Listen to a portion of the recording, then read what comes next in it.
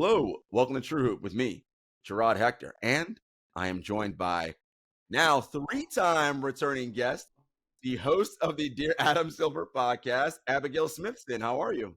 I'm good, Jarod. How are you doing? I'm doing well.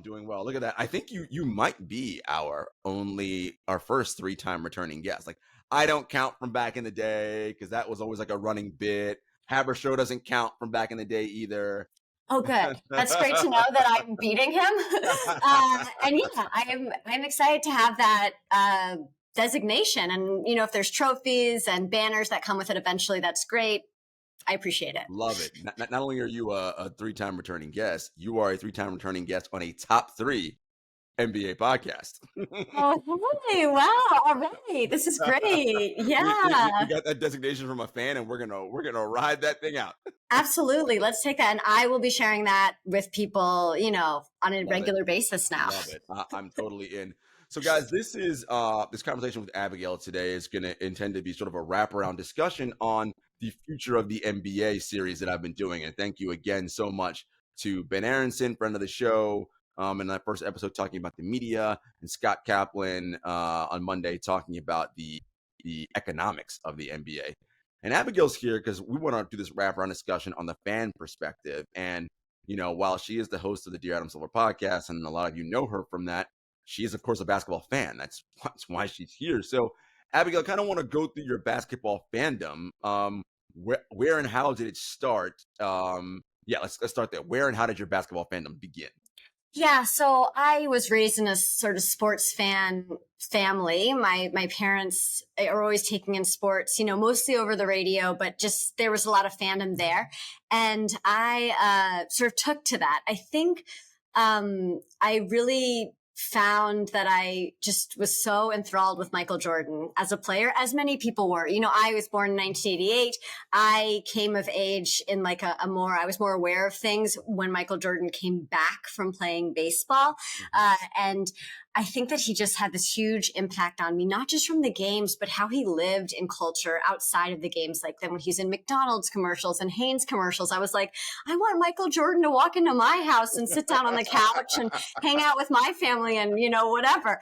And so I think that there was definitely, it was a personality driven thing for me. I know at that time, of course, there was a conversation around gambling and other, behavior that he was partaking in that might not have been, what the NBA wanted him to be doing. But I wasn't looking at such things at that time, and I was thinking about him in the game. And even though I was 3 when he, when the Chicago Bulls won their first championship, like that play of him going, switching hands midair and putting the ball in and like that call. And, that lives in my life my brain, my imagination in a very powerful way.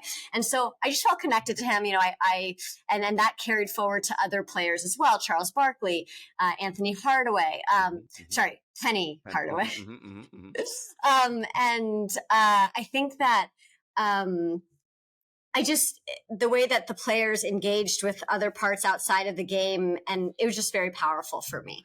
So I used to get up on Saturday mornings in California at like 8:30 a.m. to watch the first game of the triple header that you talked about with Ben Aronson. And, I'd have all my snacks and I'd sit in front of the TV for like 3 hours. I mean, I'd take breaks and stuff like that. And I'm sure my parents were like, what's going on here? Because they were fans, but also I had this level of obsession. Yeah. But these players were magical to me, and I didn't want to go to the movies. I didn't want to. It wasn't. I found the basketball to be the most compelling entertainment, and so that had an impact on my young brain. Well, I love that. And you actually have a prop about your Michael Jordan love. So those of you watching on video, you're going to see this Wheaties box that Abigail owns that says Jordan's back. Jordan's back. Yeah. And actually, I can shape this close to the microphone because this is still a full Wheaties box. And so it has on the back all of these headlines. And this was actually a gift to me from an English professor who had collected Wheaties boxes of different basketball players, and she gave me this one before I left Arkansas. So nice. But this is, kind of this is my young basketball self, what I was drawn to and what was powerful to me. And even, I've had the Sports Illustrated framed from when Michael Jordan announced he's back. I'm back. Those 2 words, and it's like so powerful, rocked the basketball world. So, I mean, I was 7. This is stuff that's been around for a while. It's hard to shake. And I don't necessarily want to, I just want to think about it differently. So yeah, that's what the Wheaties box is all about. Yeah. But I think that what you talk about, though, is so instructive, Abigail, because it's going to be informative to our discussion today. Yes, of course, you understood the game of basketball, and because of your, and we can be honest about it, because of your love for Michael Jordan, you wanted him, of course, to win and do well every time you probably saw him play, obviously as a part of that. But what sort of like made this connection to you and him, and then thus basketball, so real was all the ways he had touch points into your life outside of basketball, right? Right. So we mentioned the triple header on Sunday. On a Tuesday, if you're doing something else, he might pop up on TV in a commercial, or right, and you're like, wait a minute, there he is again. So it was his ubiquity, right, and his presence in the culture that I think makes this so relevant. And this is something that I talked about on the show, and Ben Aronson had a great comment. I think we could have to start here, in which he said, the culture of basketball is so powerful and so relevant, but I'm not sure people actually enjoy watching basketball, or at least not in the same degree to which the relevance is there. And I think that's such an important piece to unpack, Abigail, because there's so much truth there, right? I said it a million times, and I'll say it again. The NBA dwarfs the other 3 major North American sports in social media following and conversation. It's not close, I promise you. Even the mighty NFL. There's just a way in which the NBA in particular, impacts the culture in a way those sports don't. Now, that impact, however, does not translate to television viewership numbers, right? As we talked about, 1.6 million average. I mean, that's nothing. The NBA does like, the NFL game does like 18 or 19. You know what I mean? It's right. Just, it's amazing how that works. Yeah, absolutely. And I think that was I think that the way Ben said that the other day was really interesting, because it just laid it out so perfectly. And I think that sometimes I am guilty of maybe like leaning in so much to the cultural aspect. So something that I thought about for today is that I really, when I've lived in places outside of California, I love falling asleep to the sounds of the late game, like the Thursday night late game. Yeah. And it's just, there's something about the NBA, those games that feels like sort of like a warm blanket, and also I love the sound of, the TNT, like the guys, and they're like, even though they're not the best takes, I kind of like that they're bad takes to a certain extent. Does that mean I'm getting smarter? Maybe not. Does that mean I'm just like enjoying myself with old friends? People, like, I think that that's a huge part of the culture. I don't know how that gets introduced to people that are coming to basketball later on, because it's something that you build over time, which is a huge issue. And that being said, like when I might fall asleep to the later game, I'm very much watching the first game, and I'm thinking, and then I'll check in later on, or the next day. So I think that it's just, that is an important thing, that is just a difficult way to figure out how to create those eyes, people that are tuning in, that are watching the full game. And I think also sometimes, well, depending on who's playing each other, like it's not always the most compelling game. One of the reasons that I want to watch is because I don't want to miss the moment that people will be talking about for weeks, months, years out. I want to be there when Kawhi hits the shot against, the Sixers, that moment in basketball history. I want to know where I was when that happened. So you want to watch games because there's a chance a moment like that could happen. I think that perhaps because there's fewer games in football, and I know that you talk about there being fewer games in basketball, that like there's more potential within that game for a big, oh my God, like whether it's a Hail Mary or whatever it is to like go down where it's like, ah! And so I think that sometimes is a more difficult thing to get out of each game, but I'm still in it. But I think it's, hard to bring people into that when it's so often that the games do not have those those large Yeah. moments. I mean, yes, of course, the scarcity of the NFL makes it so attractive, right? I mean, even now with the expanded schedule, of you're playing, 17 games, it's the only time you're going to see your team. The other piece of it, which we can't ignore, and look, it's just factual. As a whole, we Americans like violence, and football is violent. Like, I don't know. Like, I mean, remember, for years, for decades, ESPN had on their NFL countdown show a segment called Jacked Up, right? Where literally somebody got knocked out in a tackle. And let's all be honest about it, right? Every one of us who are sports fans, somewhere inside us, we're like, we watched that stuff, right? Like, it was a thing, okay? Yeah. And so there is something about the violent nature of that game that also attracts people to it in a way that basketball doesn't, right? And basketball's a physical game, but it's not. No one's getting like clotheslined or like it's not. That's not that's not happening in our game, in our sport, in that way. So I think that's a piece that's also very relevant. Yeah, absolutely. And I think that speaks to like the what could happen. So it's possible that you could see an amazing play. It's also possible you could see someone like, lying on the field for a while after a huge DeMar hit. Hamlin. Exactly. Right. And you can see, and then you'll see it replayed over and over again. And they'll be like, what's going to happen? The question.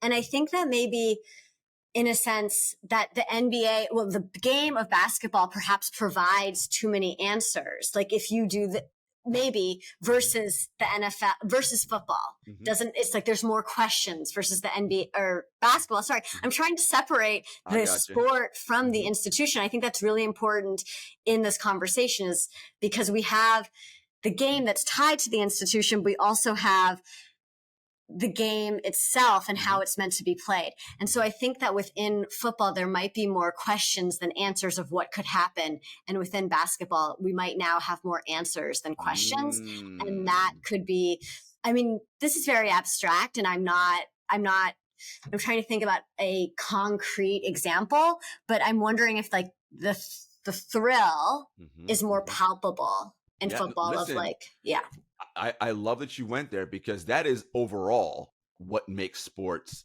the best reality television show going, right? Is because coming into it, we have no idea what's going to happen, right? We prognosticators can make predictions, and sometimes they're true and sometimes they're not, right? It's just predicting the future in sports is next to impossible, right? Now, your point about basketball being like, a little bit more certain, in some ways, yes, but in also some ways, no, right? And it's the example I always use. Everyone loves to say, oh, when KD went to the Warriors, they were inevitable. We knew this, that, and the third. No, you didn't know. This team should have lost to the Houston Rockets. Chris Paul doesn't injure his hamstring, they lose, right? It's just these things, like, you don't know. Like, yes, now in hindsight, it looks inevitable. But in the moment, I promise you it wasn't. Again, Kawhi Leonard, this team was getting their ass kicked. Kawhi Leonard, the Spurs were up 21 in the fourth quarter. Zaza sticks out his foot. Kawhi's done. Oh well, Warriors win the Western Conference Finals. Like, little things that you didn't know, but now when you look back, oh yeah, we knew it all along. No, you didn't know it all along. Well, I think it's so interesting because the way those two seasons ended was with the Warriors playing the Cavs, which felt more inevitable. Like, it felt like the Warriors were much more dominant in those series than they had been for the rest of the playoffs, getting out of the West. And so I think that there's so much emphasis, and I do this too. And especially because I'm like a defensive Warriors fan. And so I'm like, fine, whatever. Like, we all knew they were going to win. I'm sorry. So I think that, like, thinking of the whole season and the whole playoffs is very different than focusing on like the finals, which felt, like they were so dominant then. So yeah, but we don't know what's going to happen. I think the Warriors proved that the Raptors proved that in 2019. I mean, I was really stressed out about that series, and everyone was like, oh, stop, they're going to win. Just let the Raptors be excited coming out of the East. And then it was and they didn't win. And they didn't win because of the unknown, because of those X factors where it's like, all of a sudden we've got people just, play, and KD that was rough. Yeah. It is, I think all of this ties into, the aspect of storytelling and media. And that's what, Ben and I talked about and Coach on that show. And there was a moment this year that I think is again so pinpoint in these playoffs. And I know, Abigail, you want to talk about it, and it was the Giannis moment when they lost to the Miami Heat in the postseason, and Giannis was asked by, I want to say it was Eric Kareen, if I'm not mistaken, from The Athletic. Yeah. Yeah. And he said to Giannis, would you consider this season a failure because you didn't win a championship? And this is part of the problem, I think. And this is not about Eric. Like, Eric's a fantastic journalist, like really good writer for The Athletic that covers the Raptors. We do this thing with sports where it's binaries. And binaries also like work because that's how our brains are. Like, everyone likes to think that, like, oh, human beings, we're so like, our brains are so complex. Look, we can't multitask despite what you may think you can do. Like, no, all those things make us slow, right? But putting things into boxes and fast processing is easier for us. Someone wins a championship, hero.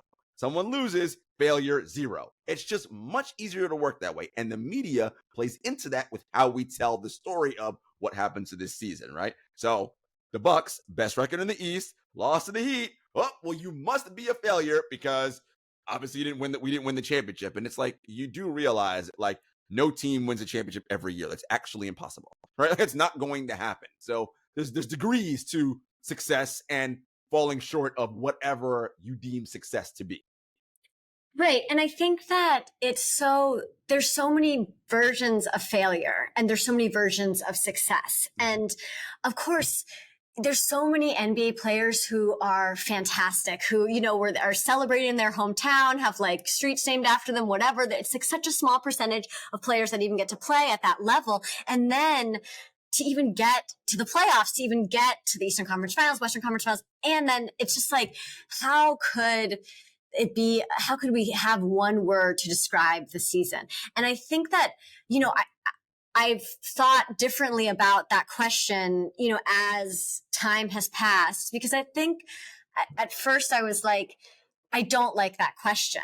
Mm-hmm. I think that but it's interesting because Giannis gave a really interesting answer that then opened up the conversation, which is really important. I think he handled it really well. He also compared, I think he was defensive and he kind of came back at Eric like, well, do you get a promotion every year at your job? And if you don't, do you consider it a failure? And I was thinking about that in relationship to, I think NBA players are not expected, like getting a championship is not given to you the way a promotion might be given to you. But promotion is earned and an NBA championship is earned. But we also define NBA championships in terms of taking something. You're taking the championship. You're taking it from someone else, another team that just won it, or the players that you're playing against. You're taking that opportunity away from them. And I think that goes back to what you were talking about with the NFL being more violent, that we want. It's like, if you didn't get there, that's all on you, rather than like someone, like there's no one on the other side who's going to give you the Larry O'Brien trophy until that last tick on the clock has run out.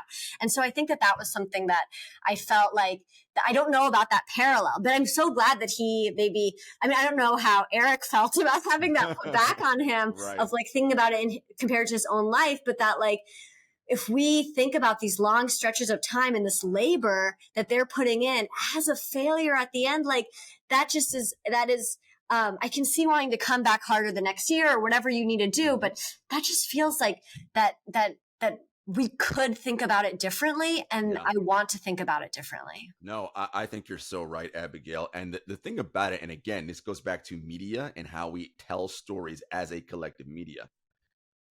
We tell the story that the winner of the most recent championship, so in this case, the Denver Nuggets. So next year, what do we say? The defending NBA champion Denver Nuggets, right? Okay, but that was last season. 2023-24 season has nothing to do with 22-23. They are two separate seasons. Literally have nothing to do with one another. Everything has changed. Everyone is a year older. People have moved to different locations. We have no idea how injuries are going to play out. Everything changes, right? Fundamentally. And this is not, a person out of college working at Deloitte or Price Waterhouse, where in your first 3 years, you're an associate. In year 4, if you do all these things right, then you make it to senior associate. Then after that, you become. There are clear steps you identify to make your success and win your version of championship, which would be potentially making partner, right? And there's many opportunities to make partner. Not only one person does it. But in sports, particularly in our sport, in the NBA, only one team can win the NBA championship. Not everybody. So You win your division doesn't mean you're going to necessarily be winning the championship. You win your conference doesn't mean none of those things are connected or interrelated. This is all about over a course of a 3-month cycle, April, May, June, and it's really about 3 months. Who can play the best over those 3 months? Who has the least amount of injuries? All these different factors, and that is likely who's going to win the championship. It could be the Nuggets again, but that won't be because of last year, right? It'll be because all of these things this year lined up for it to work out for them. It had nothing to do with what happened last year. Right. It's so actually crazy when you say the 3-month thing, because I realize that like a quarter of the year is spent on the playoffs. So wild to put it that way. Yeah. I mean, I think that, but I think we like to we like to control things. That's another way that our brain works and act as though we know what might happen. And because this team won this year, it means that they're going to be, have this fight in them to defend that title. And like one of the first things Michael Malone said after they won was like, we hope to be back here many times. I mean, I also am just going to recognize again, like my experience with the Warriors is not the experience of most fan bases and most teams. And, it's like the 50 Celtics, the Chicago Bulls in the 1990s and like the three-peat Lakers, whatever. It's just like of course there's things that can happen that maybe put teams in a better position for winning, but all the other teams are trying to put themselves in the best position for winning. And you can't control so much. And so it's like, and I think it's just, Giannis had just lost as the 1 seed. And I believe that the way the question was asked felt a little like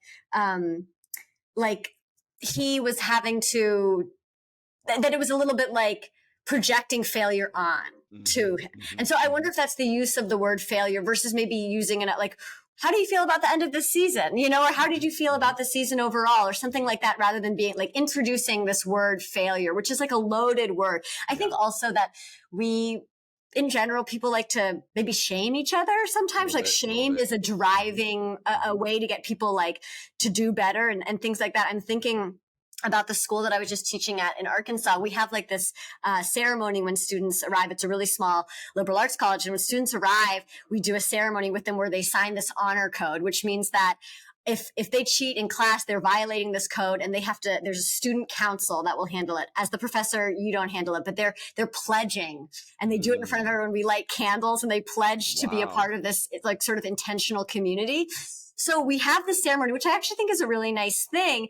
But then the provost at the school got up and talked all about the power of shame and what shame can do and how shame is a way to make people sort of, I guess, be accountable. But I was wondering after the speech, I was like, do we just talk to all these incoming freshmen about how great shame is? Like that doesn't seem good, because also it's a little bit about how they have to like sort of hold each other accountable. And I think that's where he was thinking that the shame played in. But I was like, I don't want to, that's not something that I'm interested in being like purposely shaming anyone. I think that there's a way that we can have a accountable community without that. And so I felt that maybe Giannis felt a little bit of shame in that moment. And so I think that there's potentially a better question, but I want to ask you, Jarod, as someone who's in that room, and I think oftentimes I wish that I had, taken a more traditional path with sports where I could have the access that you get to have. You've described seeing players on the court like that, sitting so close and, sort of proximity and what that does to your understanding of the game. And then, getting to be in these rooms. I think also, sometimes it's set up where it's like the player versus the crowd of journalists or, those pictures from the locker room where it's like just a scrum. Gaggle of scrum of cameras coming at someone. I mean, sometimes it's like, if that feels slightly like alluding to violence to me, especially because because we have this crossover, I think, with like shooting in photography and shooting in, with guns. And so, I remember when I think Tom Brady won a Super Bowl a while back and he runs out into the field and is kind of like on the ground for a minute and these cameras are like on top of him. And it's so strange to me. So anyways, I'm jealous of you, and also I wouldn't want to have asked that question. So I'm wondering, like, how do you figure out the good questions? Yeah, so I've been fortunate, Abigail, in that like you, right? I didn't follow a traditional path into this, right? This is a late, it's my third or fourth career like change into this, right? And I think age and my own personal experiences and what my years of being a sports fan and watching have caused me to sort of think about how I approach these questions and how I ask athletes. And I've been fortunate. It's not just NBA. I've been in boxing pressers after big fights. So someone literally just got assaulted and lost, right? Like whatever thing they were fighting for, having to ask questions there. NFL, I mean, all different types of environments. And for me, what I was always curious as a fan, of course I'm still a fan, but now with this journalist hat on, is I want the emotion. So I'm not going to, and I'm lucky because I'm not a beat writer, right? So I don't have to fit a quote into a particular story about the game. Like I'm not here for that, right? I might not even write anything about what just happened, but I just want to get into the mindset. So for me in that instance, I may have said to Giannis, Giannis, as the season just ended, and it's tough to reflect on everything, but go back to the beginning of the year in the preseason when you were training and putting in the hours and the improvements you made in your game. What was the emotional expenditure like from beginning to the beginning of the season, middle, you went through to now, right? And I think that would have allowed him to open up and be much more varied and nuanced in his answer, right? It's like, highs and lows, like you're feeling really good when we're on that 15 game winning streak, whatever. And then and then of course you come into this scenario where you're like, I have this injury, but that's not going to stop me from, right? I think that would allow him to give a much more balanced answer than saying, mentioning, and again, it's not Eric's fault, but throwing in the word failure, because as you know, Abigail, as humans, right, what someone says, right, and what they are implying is often different than what is inferred, right? And Mm-hmm. often, once a buzzword is triggered, that's what the listener then infers and latches onto. So Giannis heard failure, and you saw it in his eyes in the response. He was like, "Oh my god!" Right? Like, and it's just With like, arms up, like, right. what more can I do? So immediately once that was there, that's all that was locked in on. And that's not, I don't think, what Eric intended. It was just the word failure, to your point, trigger word, emotional. That's what led us down this path. And again, it's just because, it's not that I ask perfect questions every time. I've asked plenty of dumb questions, and I'm like, and I can, as it's coming out of my mouth, I'm like, oh, that was just fucking stupid. Like, it's just because sometimes you're like, oh, you're jumping in. Can I get mine in right now? And your mind's scrambling over a lot of things. So look, no one's going to ask perfect questions every time, especially in that kind of setting where they want to get to as many questions as possible, right? It's very different than a sit down, one-on-one, 45-minute, right, where you can actually have a conversation. That's very different than after a game in the locker room in a scrum. So it's a challenge. But again, I always go back to, okay, what's open-ended and what allows them to really give me some insight into how they're feeling about something. Yeah, and the big picture, because I think that is what Eric wanted. I think he wanted a big picture answer. And I think that, even when Giannis used his name, like, Eric, like, do you get a promotion? I was like, these people have a relationship. This is ongoing, of course. So it's like, he's feeling emotional, and he's feeling like this is, not like like the bigger picture. And I think that if we ask better questions, we can get better stories. And your quote, I mean, I quoted you to you, but now I have to find where I did that. But I think that that's something that it was so powerful in that first episode with Ben and Coach Thorpe, was like, and it's not just in basketball. It's like in the news and these different things, and like in takes. Like I think that I find take culture to be really exhausting and not the best way. I really, Stephen A. came up on your episode. Like, I really admire him. Like, I like want to go to like a religious, institution where he's like in charge. Like, I feel like he could really brainwash me. But I also am like, I just, like, the takes, like, my brain doesn't work that quickly. And I've tried to make it work quickly. And so I could have the cool thing to say right away, or like the most insightful thing to say. And like, sometimes it's much later that I'm making the connection between something else that happened before, or, it within, even like, we have basketball history, and then we have the history of the United States, then we have the history of the world. And it's just like wanting things to be fleshed out. Like, if we ask better questions, I think we can arrive there more often. But it also involves slowing down. Like you're saying, when you've asked the questions that you've been like, why'd I ask that? It's like you're like you're like rushing or whatever. You're like getting a question in. And of course, I've experienced that too, even in a more fleshed out space. But I think that that's just, I would hope that that's where we could go. Yeah, no, listen, there is a place for that type of storytelling, I believe. The problem, and not but the reality of it is that the take economy exists because we are fighting for attention, right? ESPN and FS1 and all these media outlets want your attention. And in order to get your attention, they got to do salacious things because there are 78 billion other things fighting for your attention space, right? And this is not like old man shaking fists at cloud, but it's this idea of the Atlantic and other long form pieces of journalism. Like, the numbers say that people are reading those things less and less, right? They're digesting 10,000 word pieces. Like, it's like no one has time for that, right? But I always make the argument, you make time for what you choose to make time for, right? Like, if you really want to do that thing, you will, right? But there is this fear that you talk about of missing out on something, right? If I'm not on Twitter, I'm going to miss whatever the conversation is about XYZ. And it's, right, it's this constant tug and push pull.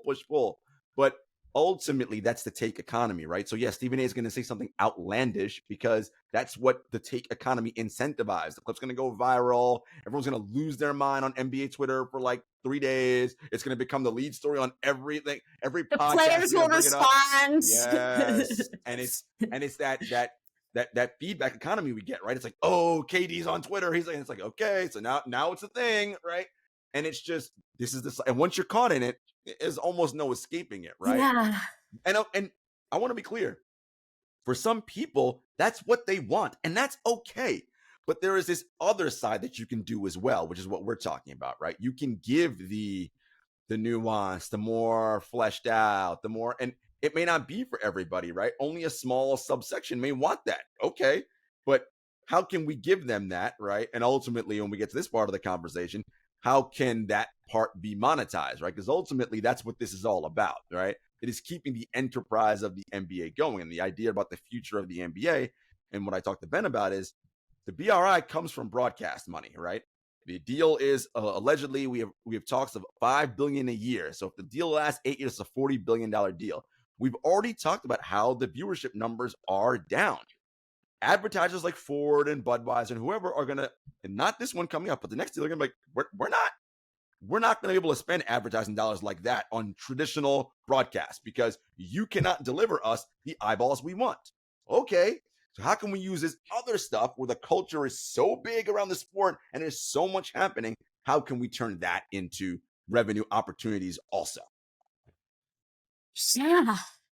And I mean, I think that, so when you mentioned Hard Knocks as a great thing that, is like a seasonal part of the NFL is gearing up. Here we have Hard Knocks. And then you get to follow that team, through and see, whether, I mean, really, I think mostly it's like, you're like, oh, all these guys' names that I learned and all their stories, like, they're not going to make the playoffs, a lot of the time. But I find that content to be so compelling. And I like those, I think that I go back and forth, and we know that, like, the last episode I was on, I was like, I don't need to hear the coach being like, all right, one more push, because that's like so obvious to me. Right. But like, I do think there are some behind the scenes things that are really interesting. Those like nuts and bolts elements are just like seeing the players watching the film, and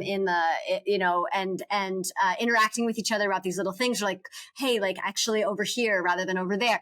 And so, but yeah, I mean, and the tidbits that we do get from games completely controlled. So it's hard to really find that honest, footage. Well, what's interesting? Here's what I have a question for you. And I love where we're going with this. Okay. So let's say last season, the Golden State Warriors were the subject of the NBA's version of Hard Knocks, right? Okay. And instead of like we did this year, where we just got the TMZ leaked video of Draymond walking over and punching Jordan, what if we had the whole entire run and it went back to the previous year of like all the snarky comments Jordan Poole was making, right? And this is not about sympathy for Draymond. That's not what I'm saying. How is that incident then received after all of that info we got prior to? Now we're like, oh, okay, well, I mean, that's not what I would have done, but I have context now, right? There's context around why this is. And then I can be like, hey, Draymond, but you kind of give it pretty good too, and no one comes back at you. So maybe that even makes you dig your heels in more against Draymond. Like, that makes you more wrong. But the point is, like, it would give us more context. And then to your point that you said on our last time you were on, how much of that are we entitled to know? And are we allowed to have insight into? And this is the, I guess, struggle, right? Because these players they're popular. They are figures in the culture. Stephen Curry was on stage at the Paramore concert in San Francisco this week singing Misery Business, right? Like, I mean, okay, like how many, if we do a cross section, how many Paramore fans at that show are also NBA basketball fans and specifically Warriors? I don't know, but guess what? I bet there are people like, who's that dude? Stephen Curry, number 30. I bet people went home after who were like, oh, whatever. And now they're like, can I find more info on this guy? That was pretty cool, right? Yeah, because he's a touchstone. Like he's absolutely. Yeah. So basically, to tie it back, I think that Hard Knocks is asking a larger question, and so we get a more expansive answer. I think that. So let's say that footage comes out in a Hard Knocks episode. We have more context for it. The narrator in his fabulous voice has been giving us all the information the whole time. I love him. So I think, so I guess I would feel like they knew this was going to come out. The Warriors as a institution knew, and probably Draymond and Jordan Poole knew that all of this was going to happen. They knew that they probably knew about the cameras anyways, but there was like an understanding that whatever. And I don't necessarily think that we need the sanitized version in Hard Knocks or whatever, but I do think that, that has more power than just that one scene. Mm-hmm. And, but we react. We're going to react to the one scene. We're going to react to the larger, the larger amount of information as well. I just think that the larger amount gives us a chance to understand each other as people more. Mm-hmm. Yeah.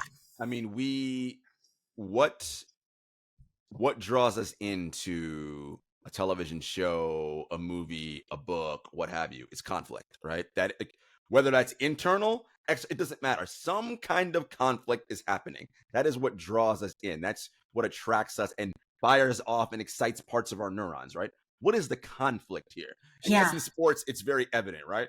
It's team A versus team B. That is yeah, we know that one, right? But over the course of is it the team battling amongst itself? Again, using your Warriors here because you're a Warriors fan. Imagine and I don't know how it would work from a TV standpoint, but smart people figure it out. The Warriors, the final KD year, right? All of that, so it's so interesting because the weekend before, because I think the Draymond KD blow up came on a Monday or a Tuesday in LA against the Clippers. That week prior, they were in New York. And that's when the Andre Iguodala was like, welcome home, KD, all this stuff and the billboards.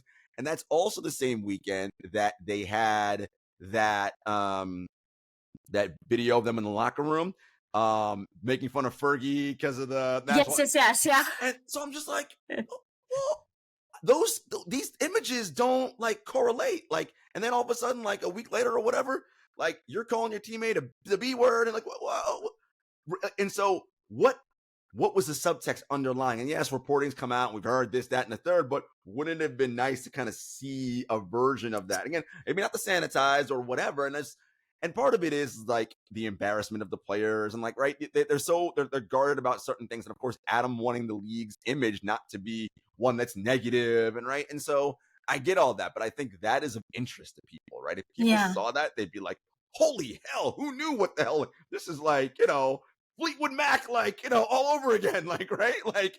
It's just all these different things of what the inner workings that are so. And yes, I did drop a Fleetwood Mac reference there, people. Yes, absolutely, I love it. Right? I mean, everyone knows the backstory behind the Rumors album, right? I mean, that is. I mean, if we had footage. I mean, now the stories are well known. Like, how compelling is watching that unfold? You're like, oh my, Right. of course this band's gonna break up. What the hell is going on? Like, Yeah. I mean, but I think that's as human beings, like we crave things like that. Like that excites us because it gives us, back to the binary, camps of people to root for. Well, I'm on the side of Stevie. I'm in the bassist camp. Right? It gives you something in someone's. Nope, no, I'm here. I'm with this person. Let's also be honest. That's why all those shows like Real Housewives and whatever are so popular, right? You have people who, nope, I'm behind this one because this person's wrong. You brought up Real Housewives before I could. You do. I was just about to be like, we want Real Housewives. In many ways, we do. Right. And because that is, I mean, even when they're doing like, I'm going to go to lunch with my friend and like talk about something mundane, but I'm super rich and like, you're going to judge me. It's like, okay, I'll watch that a little bit, or even like the recent Beatles documentary that came out that was all that found footage with very little, what felt like very little editing. I don't know what all the Beatles would say or have to say, but that was really powerful because it was just like you saw things going down in these like, the camera and the flowers with I think Paul and John. I was like, oh my God, what?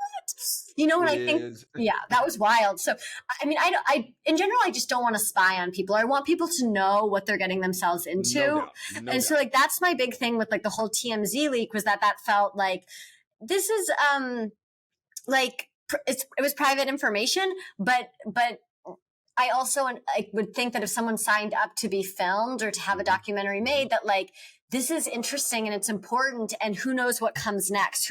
We know what came before, and now we see how this impacted ABC. Oh, now Jordan Poole's on the Wizards, whatever, and Clay's talking about how much they miss him on Paul George's podcast, and like there's all these things that you have a better understanding of if we like have that information. I mean, people who sit courtside or close to NBA benches can tell you the things that they hear and see, right? I mean, wild stuff happens there.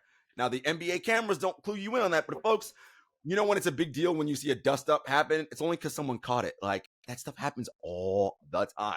Yeah. Right? Because it's just, there's conflict inherent, right? In a variety.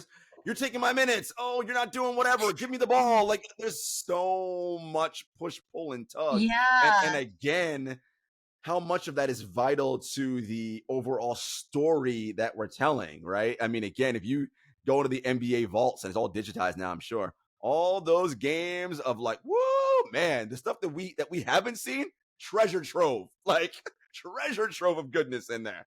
Yeah. And I mean, think about The Last Dance, which is what Scott Kaplan brought up, right? And it's like, oh yeah, look at, wow, like MJ was kind of a dick to his teammates, right? Like people were like, wow, this guy's just like, I mean, of course he approved it, like because he was the EPN, and I'm like, notice that Steve Kerr stuff didn't really make too much of the way in there. Yeah, I know there's video of that fight. I know there is. Like, I know. What we had the narrative, the way the narrative was formed is that like, oh, they have a bond maybe because of this shared history of violence, of losing both their fathers to gun violence. We don't have a lot of like the violence that played out on the court between them, but we have that cute footage of. That way everyone knows of Steve Kerr being like, hey, I'm going to be open on the whatever, like pass it to me, like history is changed forever, And so I think that those tidbits, I love them, and they're so interesting. And I want a Last Dance for every team for every year.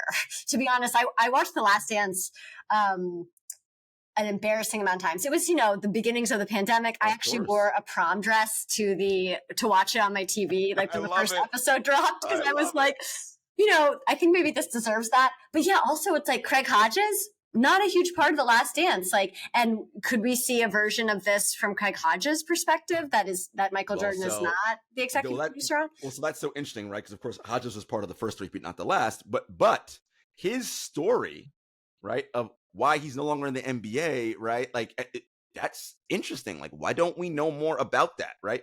And there's a way, and, this is Henry's whole soul mission, right? And that's the whole point of True Hoop is like, I want to tell authentic, true stories. Like, if we're going to tell the story, let's tell the whole story, not just a nice sanitized version. It's and there's a way in which I wonder, because, and I've said this before, part of the deal that we in the collective, we fans get into it with sports is the mythologizing of the feat, right? We accept that these players are mythical beings and leap tall buildings and single bounds and and it's just this amazing fantasy life, and that is the agreement we have made with sports. Well, the actual underbelly of that is it's not all that glitzy and glamorous, right?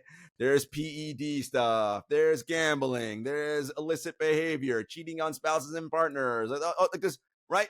Normal human things. Correct. That happen every day in every other industry. You think it doesn't happen in this one? It does, right? Yeah. Like, and so, how much of that is a part of the story, and do we need to tell, right? And so I think it's all related. I mean, going to the money side of it, obviously, Henry's series about the billionaires and how, I mean, my God, the money is always less than 6 degrees of separation away from the NBA.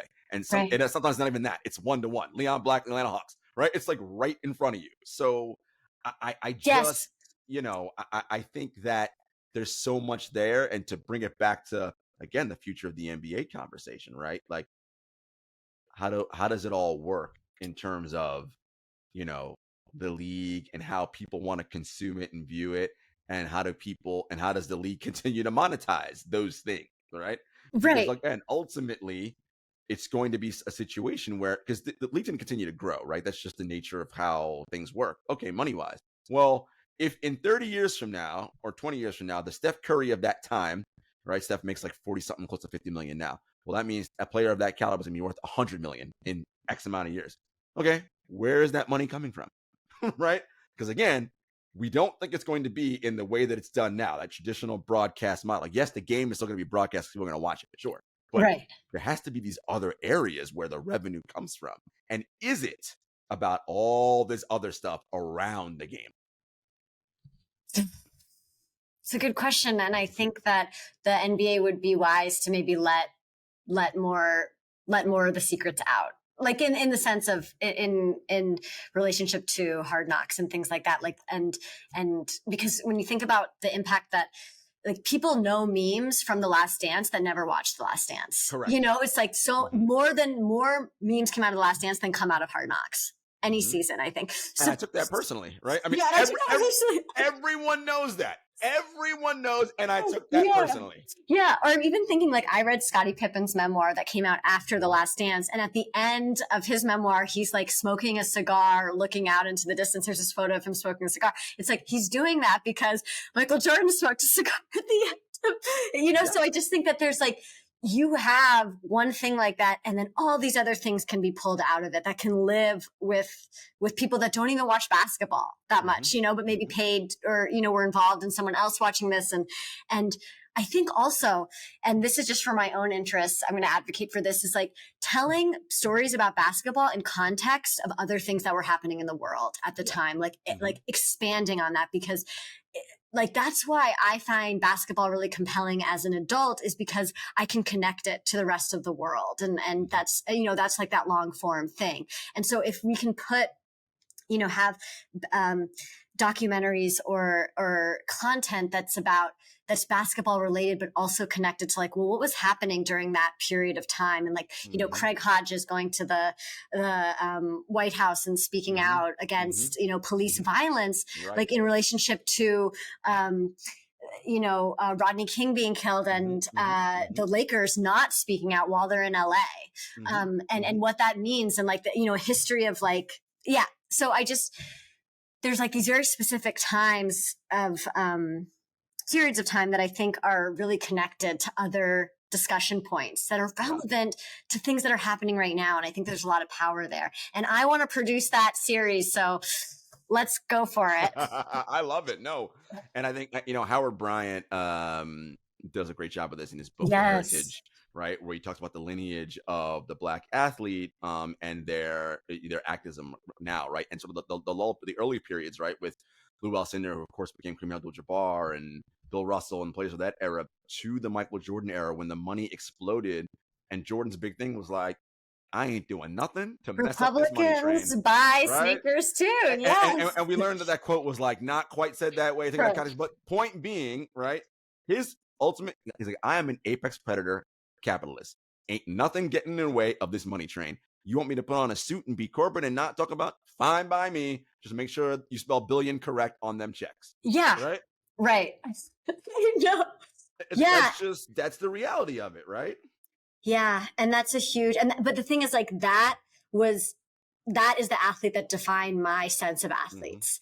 And what I thought was normal was, and not just you, everyone of a certain generation. Of a certain generation. And there's actually a huge amount of artists making work about basketball right now because of that, because athletes lived everywhere for us, and like associated with certain brands, certain songs, all of that. And then all of a sudden it's like this like sports industrial complex is something to respond to, as it's like this cultural thing beyond the individual that you can respond to through art. So there's a huge movement of that happening right now that can be traced back to this blowing up and Nike and these brands and yeah. And I think that it wasn't until much later, of course, that I was like, wow, like Michael Jordan was marketed in a very specific way to me. And that is, creepy and extremely powerful and made me spend my little allowance on things, and also now spend my like salary on things sometimes. So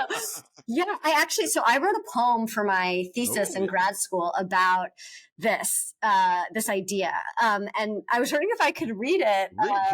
Okay.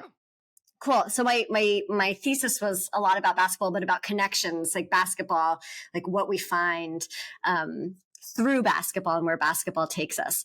So I'm just going to pull it up here. Okay.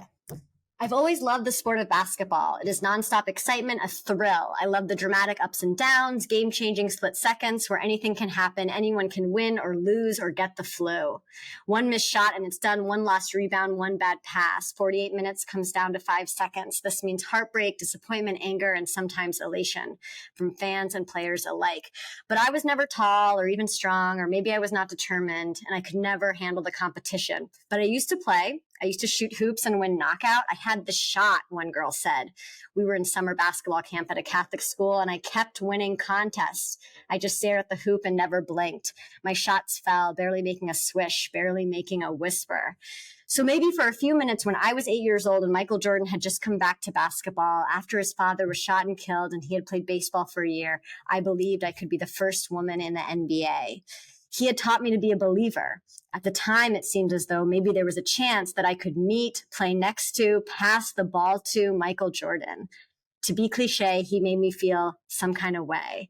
My feelings for him were more than platonic. He was my first crush, but I believed we might someday get the chance to be on the same team, maybe vacation in Monte Carlo and play golf together.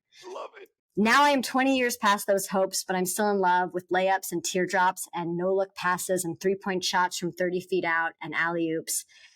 But I know now that I wanted to pass the ball to an idea. So I feel like it's this.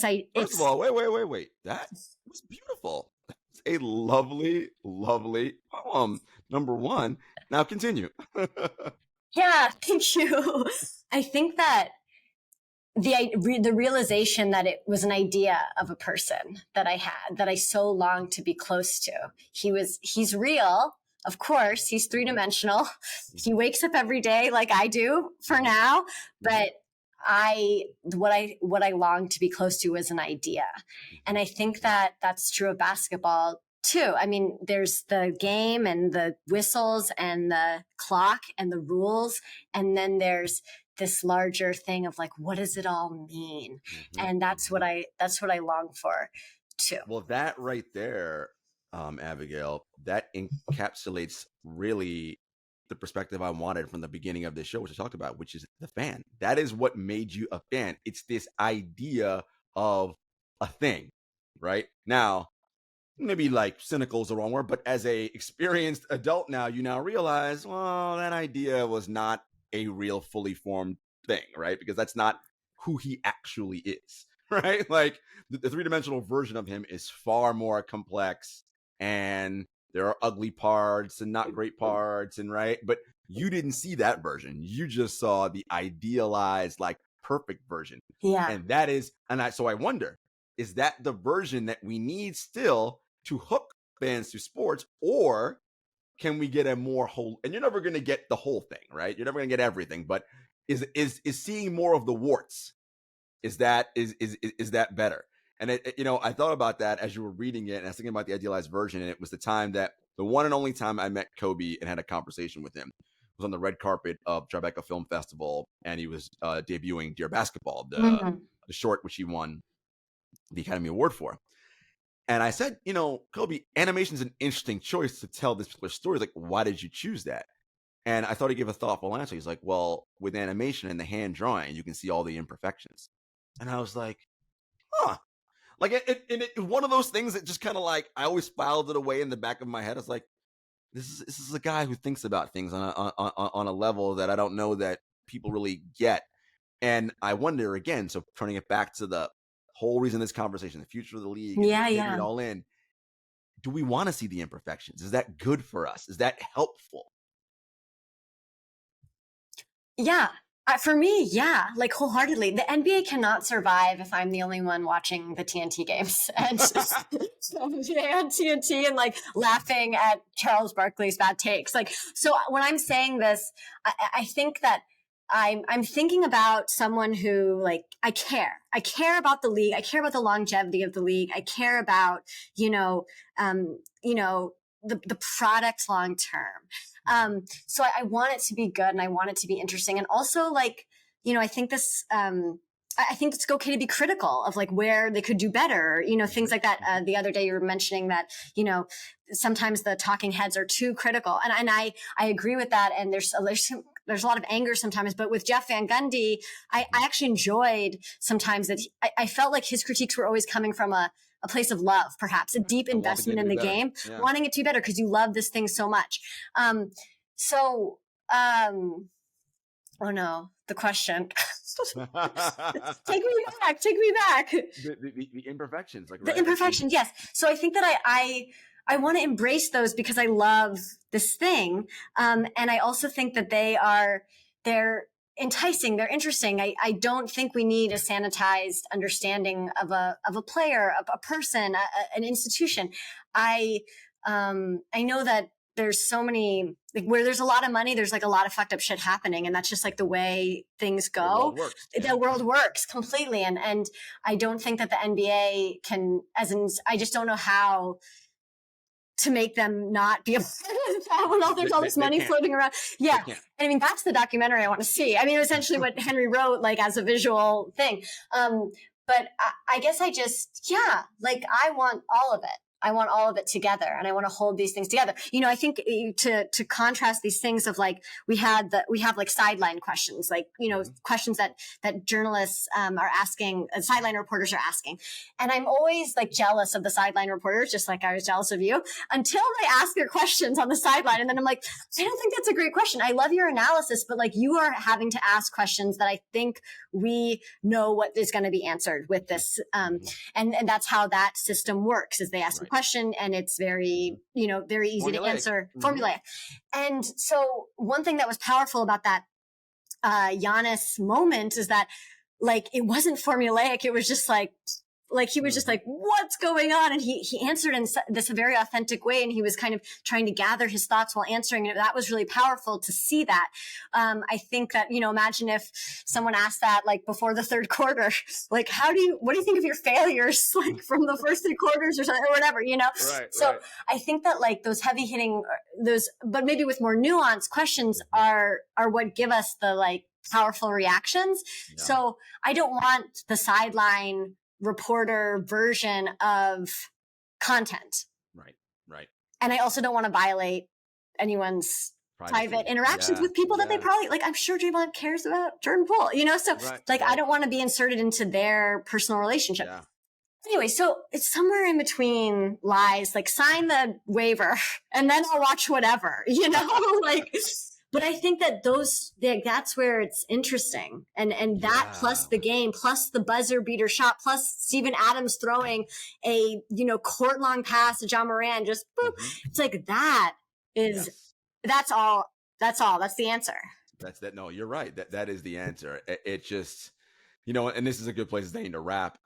It just, there's so much to this, and we haven't even gotten into the changing situation in terms of the betting aspect of it, Yes, that's the really gambling interesting. aspect. ESPN now being in bed with Penn and taking that money because they desperately need cash, obviously. And with expansion coming in the NBA, we know Las Vegas and Seattle are the two cities, and we already know is a short list of people who can pay those $3 to $5 billion expansion fees. And we know one of them, right? We know it's the Saudi Public Investment Fund, right? So what are we getting? I mean, Adam's not going to say no because Yeah, first of all, he can't because he doesn't have that power. If the other 20, the 30 governors say we're taking the money, and we know they're going to say yes, guess what? Saudi is going to own a basketball team.